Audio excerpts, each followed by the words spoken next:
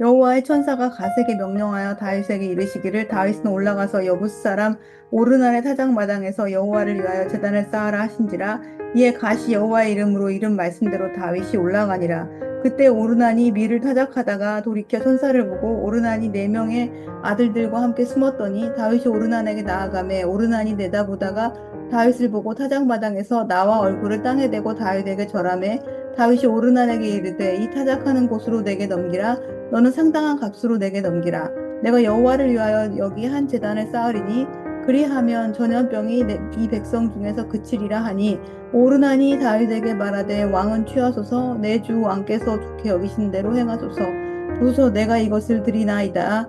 소들은 번제물로 곡식 떠는 기계는 화목으로 밀은 소제물로 삼으시기 위하여 다 드리나이다 하는지라. 다윗 왕이 오르난에게 이르되 그렇지 아니하나 내가 반드시 상당한 값으로 사리라. 내가 여호와께 드리려고 내 물건을 빼앗지 아니하겠고 값 없이는 번제를 드리지도 아니하리라 하니라. 그리하여 다윗은 그 터 값으로 금 600세겔을 달아 오르난에게 주고 다윗이 거기서 여호와를 위하여 제단을 쌓고 번제와 화목제를 드려 여호와께 아뢰었더니 여호와께서 하늘에서부터 번제단 위에 불을 내려 응답하시고 여호와께서 천사를 명령하심에 그가 칼을 칼집에 꽂았더라. 이때 다윗이 여호와께서 어부스 사람 오르난의 타작 마당에서 응답하심을 보고 거기서 제사를 드렸으니 옛적에 모세가 광야에서 지은 여호와의 성막과 번제단이 그때 기브온 산당에 있었으나 다윗이 여호와의 천사의 칼을 두려워하여 감히 그 앞에 가서 하나님께 묻지 못하였더라. 이스라엘의 인구 조사에 대한 하나님의 징계가 임했을 때 다윗은 회개하고 또 회개했습니다. 하나님은 그 회개의 장소로 오르난의 타작 마당을 지정하십니다. 그리고 거기에 다윗은 제단을 쌓았습니다. 이곳은 훗날 성전이 세워질 장소가 됩니다. 다윗의 아들 솔로몬이 왕이 되어 이곳에 바로 오르난의 타작 마당에 하나님을 위한 성전을 건축하게 됩니다. 징계의 현장이 하나님의 영광을 찬양하는 장소, 회복의 장소로 변화됩니다. 다윗은 이 장소의 주인인 오르난에게 600세겔이라는 큰 비용을 지불하고 이 장소, 이 땅을 삽니다. 그리고 거기에 제단을 세웠습니다. 여기서 우리는 다윗이 회개를 위한 그 대가를 분명히 치렀다는 것에 주목해야 합니다. 회개에는 반드시 희생과 대가가 치러져야 합니다. 하나님은 다윗의 번제단 위에 응답으로서 불을 내리십니다. 이스라엘 전역을 공포에 떨게 했었던 전염병은 바로 거기에서 멈춰 서게 됩니다. 다윗의 희생의 제사, 대가를 치렀던 그 회개의 제사로 인해서 천사의 칼이 멈추게 된 것입니다. 하나님께서 우리에게 베푸신 죄의 용서, 구원, 그것은 값없는 은혜로 주어졌습니다. 하지만 그것은 결코 값싼 은혜가 아닙니다. 엄청난 대가가 치러졌다는 것을 우리는 기억해야 합니다. 독생자 아들 예수 그리스도의 십자가, 그분의 죽음, 피와 물, 그런 희생과 대가가 있었다는 것을 우리는 결코 잊지 말아야 합니다. 피 흘림이 없은즉 사함이 없느니라. 히브리서 말씀 9장 22절이죠. 그 원칙이 우리에게 베풀어 주신 죄의 용서와 구원의 은혜에 그대로 적용되었던 것입니다. 하나님의 측면에서 이루어졌던 희생과 대가, 그것으로 우리가 구원을 받게 된 것이죠. 죄의 용서, 영생, 구원, 여기는 분명히 큰 희생과 대가가 치러졌습니다.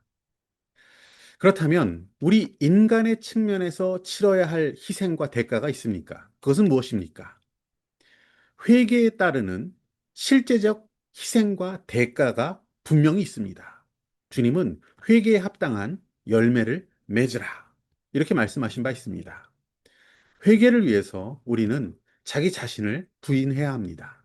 그리고 주님의 십자가, 따르는, 자기 십자가를 지고 주님을 따르는 그런 실제적인 대가를 우리 삶 가운데 치르는 것이 회개에 마땅한, 회개에 합당한 열매라는 것이죠.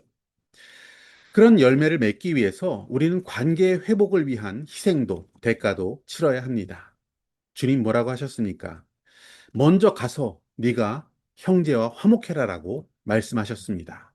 그래야 우리의 예배를 기쁘게 받으시고 하나님께서는 우리의 삶 가운데 긍휼을 베풀어 주십니다. 만일 우리가 뭔가를 훼손한 것이 있다면, 탈취한 것이 있다면 삭개오가 주님께 드린 고백처럼 네 배로 갚겠다라는 그런 희생과 대가를 각오하는 자세, 그것이 필요합니다. 그것이 회개에 합당한 열매일 것입니다. 우리 신앙의 오해 중에 하나는 하나님의 구원을 값싼 은혜로 여기는 것입니다. 그것에 대해서 디트리히 본회포 목사님은 값싼 은혜의 함정이다, 이렇게 경고한 바 있습니다.